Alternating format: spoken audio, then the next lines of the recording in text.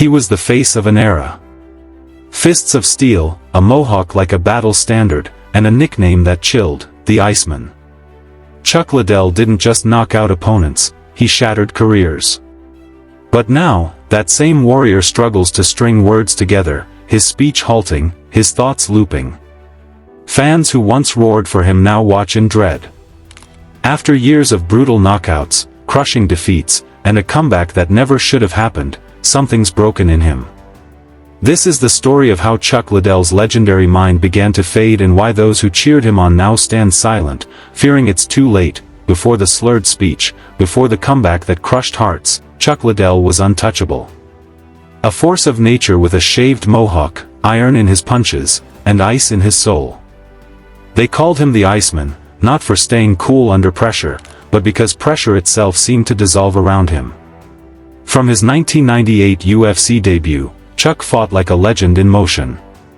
His style was controlled chaos. While others wrestled for control, he stood tall, swinging with intent to destroy. His takedown defense was unyielding, his chin unbreakable, his right hand a weapon of mass destruction. By the early 2000s, he'd toppled giants like Vitor Belfort, Alistair Overeem, Kevin Randleman, and Renato Sobral. Each octagon walk was a spectacle, the crowd roaring like they were witnessing a public execution. It wasn't just his fights that made him a star, it was the aura. He looked like a street brawler straight out of a film, tattoos sprawling across his shoulders, shorts slung low, no frills, just war. The UFC was still clawing its way to mainstream acceptance, and Chuck was the battering ram breaking through. Dana White knew he had a gem, a killer who grinned at weigh-ins and only talked trash when pushed. When Chuck knocked out Randy Couture in 2005 to claim the UFC light heavyweight title, it was a coronation. Pay-per-view numbers soared. Spike TV made him a household name through The Ultimate Fighter. Casual fans knew his face, hardcore fans knew his stats. No one spoke of CTE. No one warned that the chin that made him a legend could one day betray him. Chuck kept charging forward, but the cracks in the ice were already forming. By 2007, Chuck Liddell was the undisputed king, but something was off. His footwork slowed, his counters dulled. That sixth sense for dodging punches was fading, subtle, but there. Then came UFC 71 against Quinton "Rampage" Jackson, a rematch years in the making. Their first clash in Japan saw Jackson dominate. This time, Chuck was the favorite, the champ. He was the Iceman. He was knocked out in under 2 minutes. One clean shot to the jaw, and he crumpled, lifeless. The crowd gasped. Jackson roared. Chuck lay still. For the first time, fans saw the impossible, Chuck Liddell, flat on his back, eyes vacant. The myth had fractured. It got worse. Against Keith Jardine, a solid but not elite fighter. Chuck lost again, not by knockout, but by decision. He looked stiff, hesitant, a beat behind. Then came Wanderlei Silva, a brutal slugfest he barely won, taking clean shots in return. The Iceman was mortal. Then, Rashad Evans landed a right hand at UFC 88. Chuck collapsed like a felled tree, arms splayed, unconscious.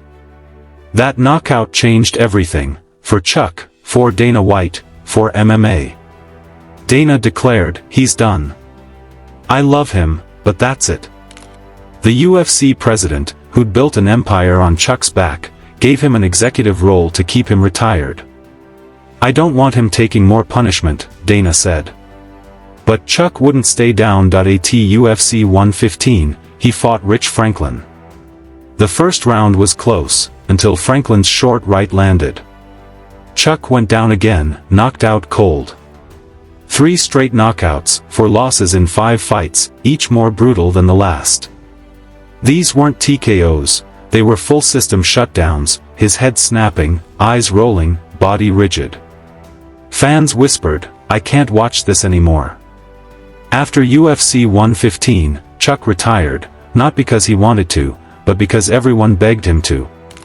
Dana pleaded. Fans implored. Doctors warned. Chuck took the executive job, wore suits, made appearances. For a moment, it seemed he'd found peace outside the cage, but warriors don't rest easy. Chuck kept training, hinting in interviews he wasn't done. "I still feel good," he'd say, watching tapes, seeing openings. Then, in 2016, the UFC's new owners cut his job. The lifetime role Dana promised vanished. Chuck, nearing 50, started talking comeback. Fans were horrified. His last 3 fights were knockouts. Doctors begged him to stop. But he wanted Tito Ortiz, his old rival, one more time. Golden Boy MMA, led by Oscar de la Hoya, sanctioned it. Training clips leaked, and the mood darkened. Chuck looked sluggish, his punches sluggish, his footwork stiff. Fans pleaded, "Don't do this." Even his coach, John Hackelman, refused to train him. "I love him too much," he said. But Chuck pressed on. November 24, 2018, Chuck Liddell vs. Tito Ortiz 3. Two aging legends, nearly 100 years old combined, stepping into a cage no one wanted them in. From the opening bell, Chuck was a shadow, slow, stiff, hands low. Tito, cautious at first, landed a right hand. Chuck collapsed, face down, out cold in the first round. The crowd didn't cheer, they winced. Commentators fell silent. Even Tito looked shaken. It was Chuck's 4th straight knockout loss, the most haunting yet, not from a young star but from an aging rival who'd never beaten him before. Headlines called it tragic, unwatchable. Dana White raged, "Anyone who let him fight isn't his friend." Fans grieved online, "I grew up watching Chuck. This broke me." Post-fight, Chuck insisted, "I'm fine. I got caught." But his speech slurred, his eyes distant. Tito, barely celebrating, said, "I wish it didn't end like this." The silence that followed was heavy. Fans stopped asking when he'd fight again and started asking if he was okay. In interviews, Chuck's speech slowed further. He'd repeat himself, forget names, struggle with questions. A 2021 domestic incident brought darker news. Court filings from his then-wife cited CTE symptoms, memory loss, slurred speech, early dementia. "He's been knocked out too many times," the documents read. Experts agreed the signs were there, though CTE can't be confirmed until death. 7 knockouts, countless sparring sessions, a career of unchecked trauma. It added up. Chuck stayed silent, still smiling, still the Iceman. But he wasn't just a retired fighter anymore, he was a warning. CTE was now a grim reality in MMA, and Chuck Liddell was its reluctant face. Fans who once cheered his toughness now saw it as a curse. "Every knockout I celebrated feels wrong now," one fan wrote. The UFC distanced itself. Dana, once his protector, shrugged, "He's a grown man." The guilt spread. Fans, promoters, the sport itself had enabled this. Chuck had carried MMA to the mainstream, but at what cost? He was the street king of the UFC. Raw, relentless, unbreakable. Nate Diaz didn't just fight, he bled for the fans. But now, something's shifted. His words drag, his gaze wanders, and the fans who screamed his name now whisper in worry. After years of brutal wars, legal troubles, and a body pushed beyond its limits, Nate Diaz's life outside the cage is fraying. This is the story of how an MMA icon went from warrior to warning sign, and why everyone fears what's next. Before the octagon, Nate Diaz was a scrappy kid from Stockton, California. Born in 1985, raised by a single mom in a tough neighborhood, Nate and his brother Nick learned to fight to survive. At 14, Nate followed Nick into Cesar Gracie's gym, diving into Brazilian Jiu-Jitsu. It became his proving ground. In 2007, The Ultimate Fighter Season 5 made him a star.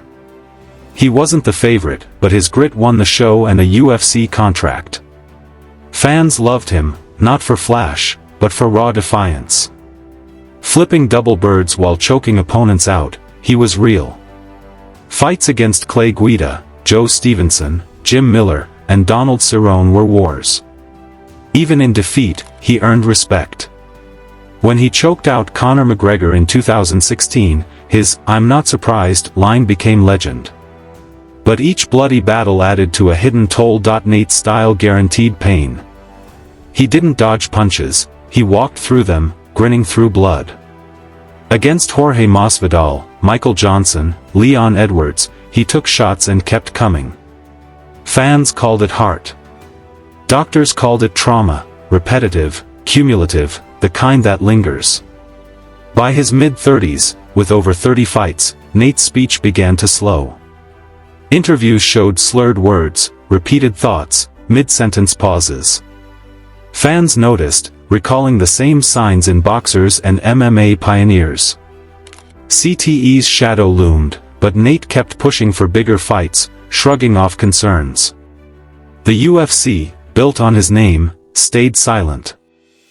Fans kept cheering. The damage kept piling up. In 2022, Nate's UFC contract ended. His final fight, against Tony Ferguson, was a clash of battered legends. Nate won, but he looked drained, fighting on instinct, not fire. "I want to own a promotion," he said, hinting at a new chapter. But the confidence felt hollow. Outside the UFC, his behavior grew erratic, teasing boxing matches, clashing verbally with anyone. A 2023 boxing bout with Jake Paul was a disaster. Nate, older and slower, looked out of place, chasing a ghost of his prime. Then came the breaking point, a 2023 street brawl in New Orleans after a Misfits boxing event. Footage showed Nate, disoriented and sluggish, a far cry from the warrior fans knew. The MMA world reeled, fearing the worst for their street king.